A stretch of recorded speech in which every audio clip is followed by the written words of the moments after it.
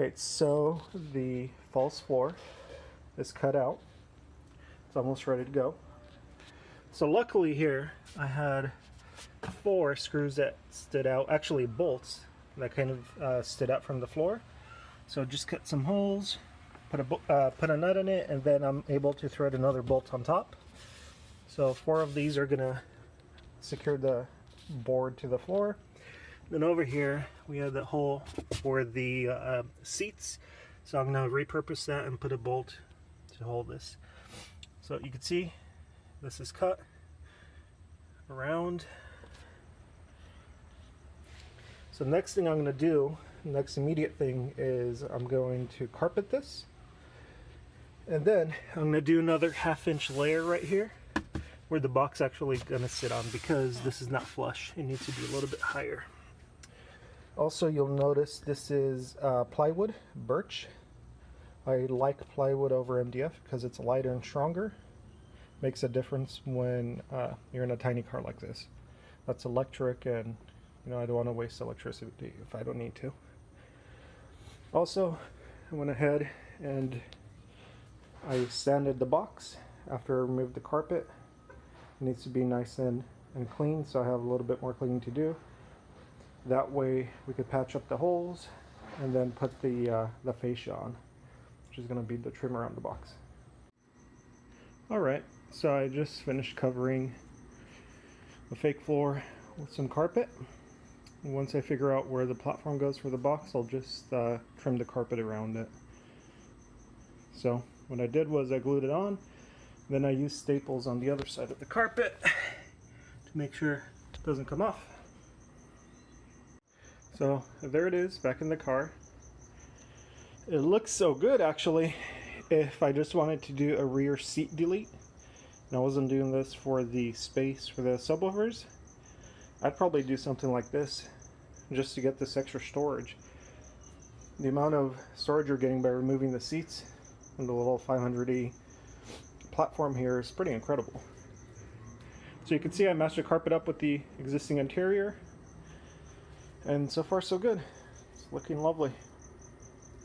Just to give you guys a rough idea of what the platform will be like, that's 1/2 inch piece of MDF on top of the board, and now that's the box on the board.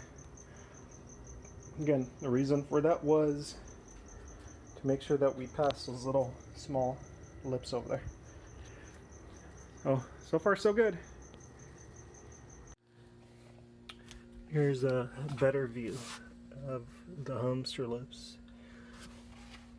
You can see with the 1/2 inch MDF, we're right above it.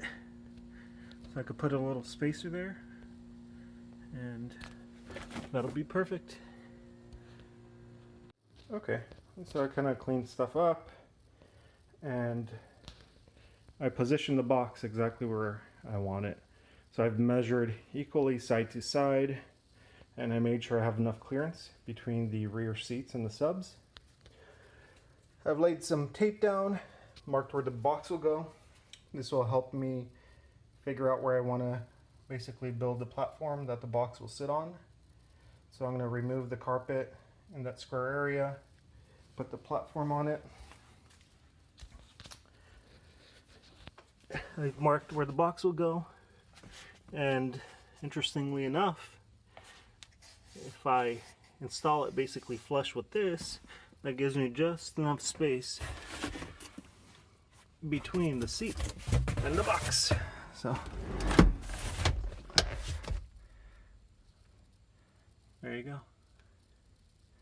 So there'll be plenty of room. Now remember, the fascia or the trim is going to be about 1/4 inch, or sorry, 3/4 inch.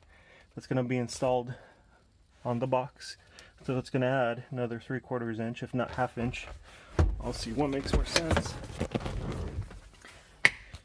And then it's going to basically span from the box all the way to the edge of the B pillar and kind of contour around the car. So I've got some cardboard now. Now I'm going to attempt to do some contouring, get a feel for how difficult it's going to be and how many pieces I'm going to need. Since I can't do the fascia all in one big piece, it's going to be 2 or 3 pieces. I'm just going to play around to see what works. Right, so here's my progress so far. You can see just taking a bunch of different pieces of cardboard, cutting them, gluing them together, trial and error, getting a rough shape. And then, you know, the shape can be fine-tuned with, you know, some paper on the cardboard later on and whatnot, and basically just do this over and over and over again until we have a shape that kind of makes sense. And maybe I'll cut it into two boards, half of one half and then the other half. This should be pretty easy to do. And then once all that's done, you know, trace it onto a piece of MDF or birch and basically cut it out, try it on. I want just a little bit of room between the piece of wood and the car itself, because what I want to do there is I want to put some foam, maybe some automotive foam around the edges of the board. That way if the car rattles, you know, it's not rattling into the wood. And then just kind of wrap the whole thing in white vinyl or something that looks good on the interior. I'll figure that out. But this is the process.